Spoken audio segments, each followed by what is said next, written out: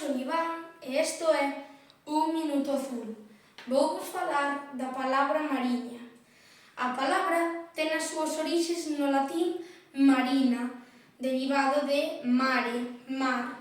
A súa definición é terras próximas ao mar.